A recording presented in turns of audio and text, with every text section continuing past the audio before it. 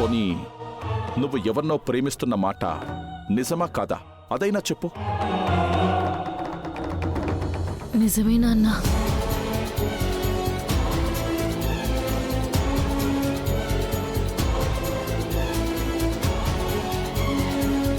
మరి ప్రేమిస్తున్నానని ఒప్పుకున్నప్పుడు ఆ ప్రేమిస్తున్న వాడి వివరాలు చెప్పడానికి ఎందుకమ్మా అంత ఇబ్బంది పడుతున్నావు? టైం వచ్చినప్పుడు తప్పకుండా చెప్తాను నాన్న. అప్పటి వరకు ఈ విషయంలో నన్ను ఇబ్బంది పెట్టొద్దు. సరేనమ్మా, ఆ గగన్ గాడి వలన డిస్టర్బ్ అవుతున్నావని పెళ్లి చేద్దామనుకున్నాం. నీ మనసులో ఒకడున్నాడంటున్నావు కదా, ఇక ఎప్పటికీ ఆ గగన్ గాడు నీకు దగ్గర కాలే. నాకు ఆ ధైర్యం చాలమ్మా. వస్తారమ్మా, జాగ్రత్త.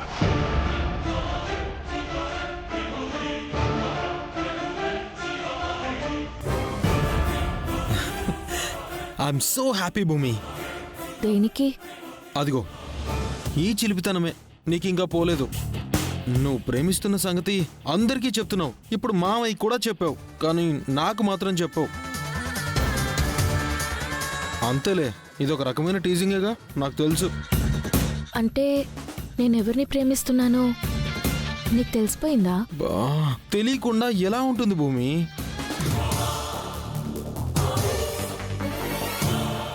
అయ్యో, నేను కూడా వీళ్ళ అన్నయ్యని ప్రేమిస్తున్నానని ఈ చెర్రీకి తెలిసిపోయినట్టుంది.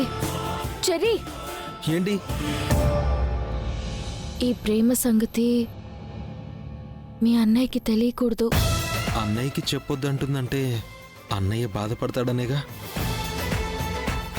అసలు చెప్పనుగా.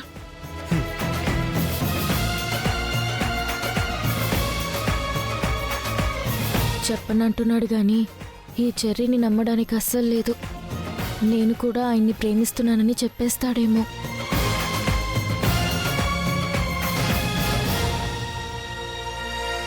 అబ్బబ్బబ్బబ్బబ్బబ్బా, ఈ కాలనీ మీటింగ్ ఏవో కానీ తల పగిలిపోతుంది.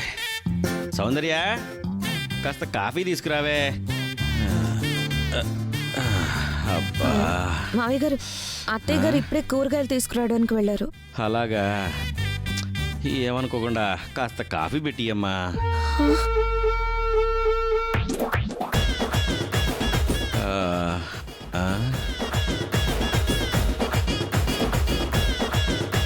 ఏంటమ్మా ఆలోచిస్తున్నావు? ఏం లేదు మావయ్య, ఇప్పుడే తీసుకొస్తాను. త్వరగా తీసుకురామ్మా. అబ్బబ్బబ్బబ్బా, అయ్యో, తాగడం అంటే తెలుసు గాని ఈ కాఫీ ఎలా పెట్టాలి? ఆయనకు ఫోన్ చేద్దాం.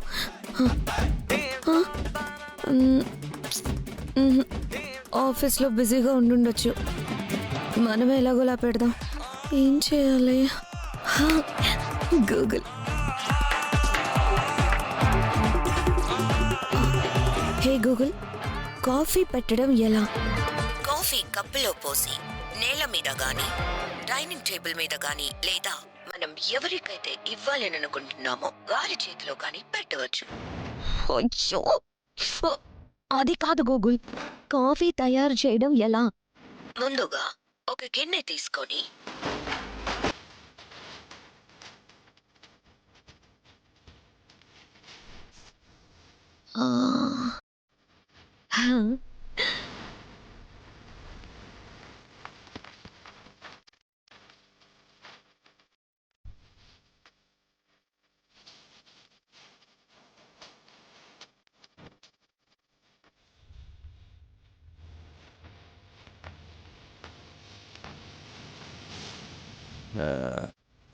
అమ్మా, తల పగిలిపోతుంది, కాస్త త్వరగా తీసుకురామ్మా.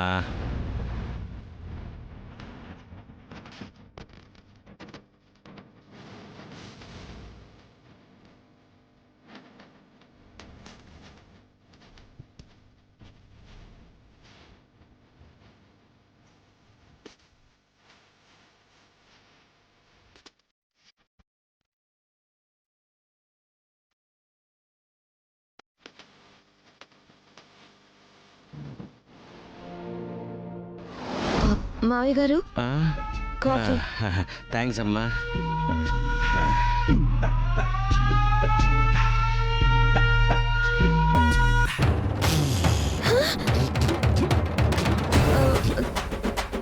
ఇది కాఫీయా?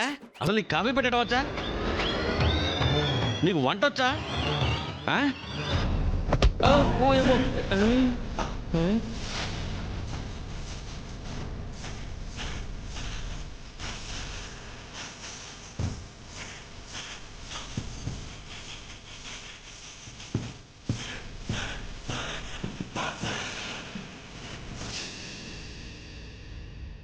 కోడలి పిల్లని కాఫీ పెట్టమనడమే కాకుండా పెడితే బాలేదంటారా? జన్ని గుండెలు మీకు. అదిగా సౌందర్య. నోర్మై, ఇంకోసారి కోడలి పిల్ల ఏదైనా ఇచ్చిందంటే చివరికి అది విషమైనా సరే నవ్వుతూ తాగాలి. అర్థమవుతుందా?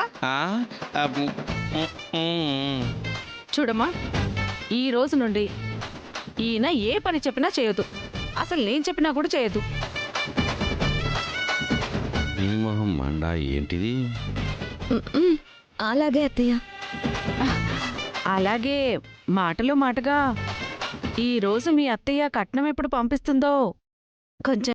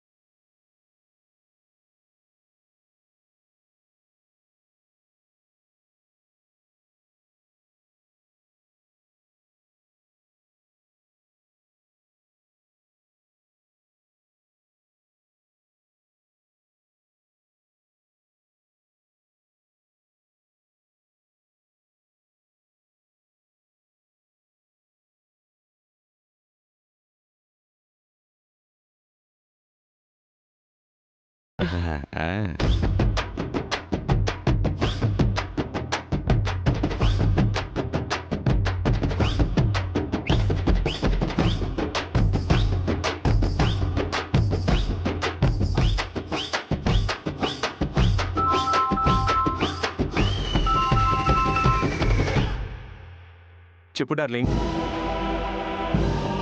ఇప్పుడే టీ తాగుదామని ఆఫీస్ నుంచి బయటకు వచ్చాను. అపూర్వ అత్తయ్య, నేను ఇందుని మాట్లాడుతున్నాను. ఓ, మా అమ్మ ఎదురుగా ఉందా?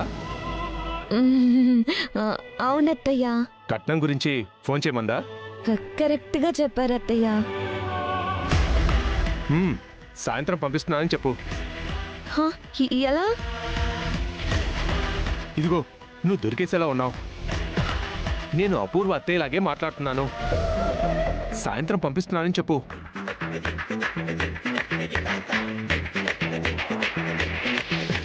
మిగిలింది నీ మొగుడిగా నేను చూసుకుంటాను. ఏమన్నదమ్మా మీ అత్తయ్య? సాయంత్రం కట్నం పంపించేస్తానంటుంది అత్తయ్య. చెవుల్లో అమృతం పోసావమ్మా. వెళ్ళి నీ రూమ్లో రెస్ట్ తీసుకో. భోజనం తిన్నగా నీ రూమ్కి నేనే తీసుకొస్తాను. అలాగే అత్తయ్య.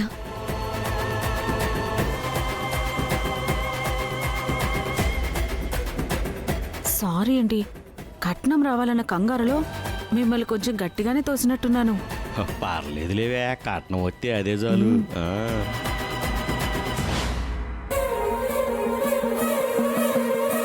ఫస్ట్, సెకండ్, థర్డ్ ఈ మూడింటిని కంపేర్ చేసుకుంటే ఫైనల్గా అది nice, good job. Thank you. 10th class వరకు నేను చందు కలిసే చదువుకున్నాం. తర్వాత నేను అమ్మని చెల్లిని తీసుకొని హైదరాబాద్కి వచ్చేసాను. మా దారులు వేరైపోయాయి. ఇన్ఫ్యాక్ట్ మేము కలిసేంత వరకు వీడు సివిల్ ఇంజనీర్ అయ్యాడని నాకు తెలీదు. So I'm very proud to announce Mr. Chandu, my dear friend, will lead this project. Thank you. చిన్నప్పటి స్నేహాన్ని గుర్తుపెట్టుకొని ఇంత పెద్ద రెస్పాన్సిబిలిటీ ఇచ్చినందుకు థ్యాంక్స్ రా గగన్. Thank you.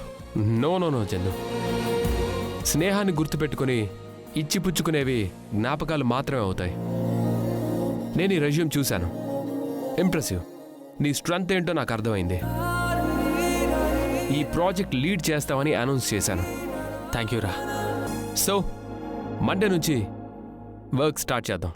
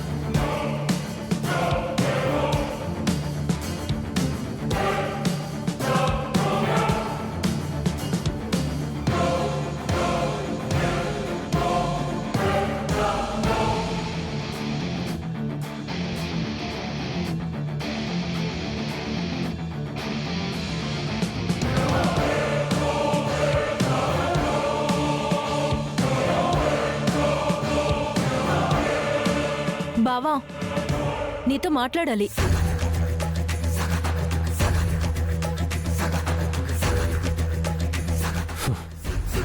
చూస్తున్నావుగా, ఆమె meeting some of the time. అక్కడ నుంచి ఇలా యా, యాక్చువల్లీ మనం ఇక్కడ నుంచి స్టార్ట్ చేస్తే ఇక్కడ వరకు బావా, కంప్లీట్ చేసుకోవచ్చు. నేను ఇప్పుడే నీతో మాట్లాడాలి. నువ్వు మీటింగ్లో ఉంటే నేను లైఫ్ ఎడ్జ్ మీద ఉన్నాను.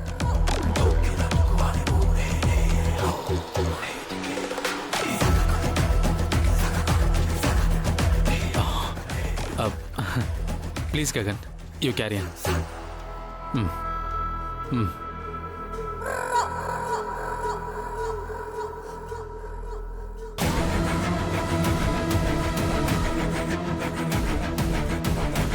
నీలాంటి వాళ్ళతో మాట్లాడడాన్ని నేను అంతగా ఇష్టపడను. I told you many times in many ways. అయినా నీకు అర్థం కావడం లేదా? లేదు బావా, నీ మీద పెంచుకున్న పిచ్చి ప్రేమ నాకేమీ అర్థం కాకుండా చేస్తుంది.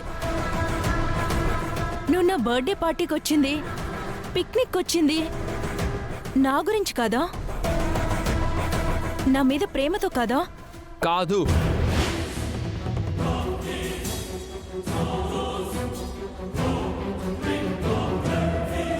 నువ్వున్న ప్రతి చోట భూమి ఉంది. భూమి కోసం వస్తే నీ కోసం వచ్చానని భ్రమపడినట్టున్నావు. ఇంకా అలాంటి భ్రమ ఏమైనా ఉంటే తొలగించుకో. Hey, and don't waste my time, okay? That's what I'm telling బావా. నువ్వు భూమిని ప్రేమించి టైం వేస్ట్ చేసుకుంటున్నావు. మా ఇంట్లోనే నిన్ను శత్రువుగా చూసి మా డాడీ ముందే ఆ భూమి చేతిలో అవమానానికి గురయ్యావు.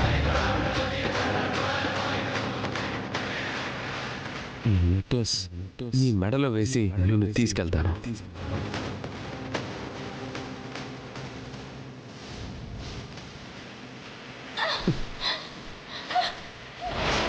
నేను మిమ్మల్ని ప్రేమిస్తున్నానని ఎప్పుడైనా చెప్పానా? అసలు భూమిలో ఉన్నదేంటి, నాలో లేదేంటో నాకు అర్థం కావట్లేదు బావా. మా డాడ్ నీ మీద ఉన్న పంతంతో దాన్ని అడాప్ట్ చేసుకుంటున్నాడే తప్ప సొంత కూతురనే ఉద్దేశంతో కాదు. నేను ఈ భూమిని దత్తత తీసుకుంటున్నాను. సో స్టేటస్లో దాంతో నన్ను కంపేర్ చేస్తే నాదే అప్పర్ హ్యాండ్ అవుతుంది. ఇంకా అందమంటావా? నాకది పోటీనే కాదు. ఇంత అందం ఆస్తి ఉన్న నన్ను వదిలేసి ఏమీ లేని దాని వెంట పడ్డవేంటి బావా? దాంతో మాట్లాడిపించుకుంటావేంటి బావా? చూడు నక్షత్ర, మంచితనానికి మూర్ఖత్వానికి, అనుకోవకి అహంకారానికి మధ్య తేడా నీకెప్పటికీ అర్థం కాదు నక్షత్ర. అర్థం కానివి చెప్పి నన్ను కన్ఫ్యూజ్ చేయకు బావా. అయినా నేను నువ్వు చెప్పేది వినడానికి రాలేదు. నేను చెప్పేది నువ్వు విను. నన్ను ప్రేమించు. ఏ ఇంట్లో అయితే నువ్వు అవమానానికి గురయ్యావో ఆ ఇంటికి నేను నిన్ను మహారాజుని చేస్తాను. అవసరం లేదు. సొంతగా వేసుకున్న పునాది మీద నాకు నేనే మహారాజుగా నిలబడ్డాను. నువ్వు చేసేదేంటి? బావా, నేను నిన్ను ప్రేమిస్తున్నాను. అది నీకు అర్థం కావడం లేదా? అవ్వడం లేదు. నీ పిచ్చి ఇంకెవరి మీదైనా ప్రదర్శించు, పడతారేమో. ఏ నువ్వెందుకు పడవు? నువ్వు మర్చిపోతున్నట్టున్నావు. నేను నిన్ను ప్రేమిస్తున్నాను. నువ్వు లేకపోతే చచ్చిపోతాను అని నువ్వు నాకు పంపించిన మెసేజ్ ఇంకా అలాగే భద్రంగా నా దగ్గరే ఉంది. ఓ, బ్లాక్మెయిల్. ఈ బ్లాక్మెయిల్ ఇది ప్రేమ కాదు, పిచ్చని మరోసారి ప్రూవ్ చేస్తుంది. యాక్చువల్లీ ఫస్ట్ టైం నువ్వు బ్లాక్మెయిల్ చేసినప్పుడు నేను కంగారు పడ్డ మాట నిజమే. ఎందుకంటే నీకులాగా మీ అమ్మలాగా నేను క్రూరంగా ఆలోచించలేను గనుక. తర్వాత లాజికల్గా ఆలోచించి చూశాను. నీ బ్లాక్మెయిల్లో బలం లేదు నక్షత్ర. మీ నాన్నకి చూపిస్తే నాపై గొడవకొస్తాడు. నువ్వు నాకు చేసిన ఫోన్ కాల్స్ లిస్ట్ చూపించి నువ్వే నా వెంట పడుతున్నావని, ఆ మెసేజ్ ఒక క్రియేషన్ అని ప్రూవ్ చేస్తాను. లేదు మీ నాన్న నా మీద గొడవకి రాలేదనుకో, ఆ మెసేజ్ చూసి నిన్ను భూమిని ఒకేసారి ప్రేమిస్తున్నానని, నేను పెద్ద ఉమనైజర్ అని అనుకుంటాడు. అదే విషయాన్ని భూమికి చెప్తాడు. మీ నాన్న చెప్పిందే భూమి నిజమని నమ్మి నా మీద అసహ్యం పెంచుకుంటుంది. నన్ను ప్రేమించని భూమి నా మీద ఎలాంటి ఫీలింగ్స్ పెంచుకున్నా నా కొత్తగా వచ్చే నష్టం కానీ, ఆ నష్టం వల్ల కలిగే బాధ కానీ ఏమీ ఉండదు.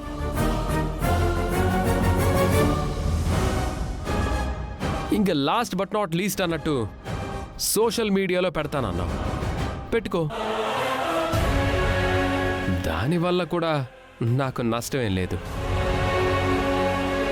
నా లవ్ భూమి రిజెక్ట్ చేసిందని తెలిసిన వాళ్ళు భూమికి మొబైల్ లేదు కనుక నక్షత్ర మొబైల్ భూమి చేతిలో ఉన్నప్పుడు నేను చేసిన మెసేజ్ అని కొందరు అనుకుంటారు.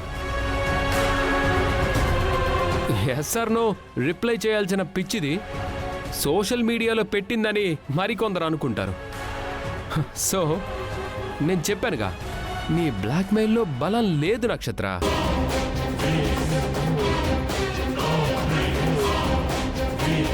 నీకు నచ్చిన చోట ఆ మెసేజ్ని భద్రంగా దాచుకో.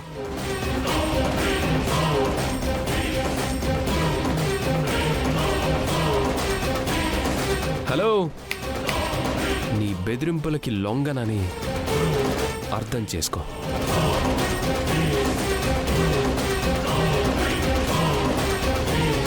బాయ్.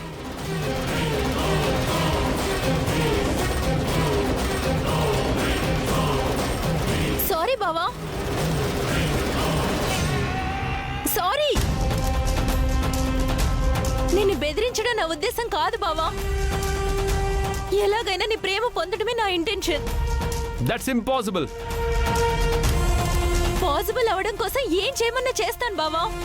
చెప్పు, నేను దక్కించుకోవడం కోసం ఏం చేయమంటావు? నువ్వేం చేసినా నేను దక్కను.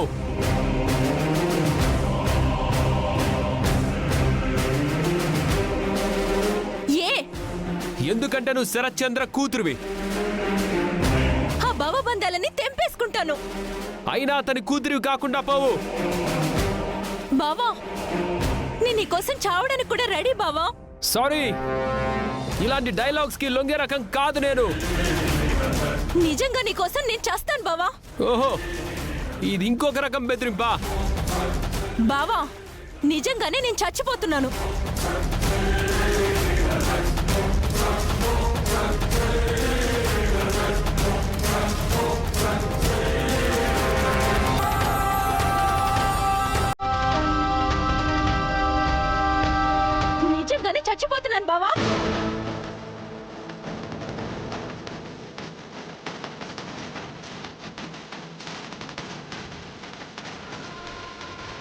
చచ్చిపోతున్నాను. బాయ్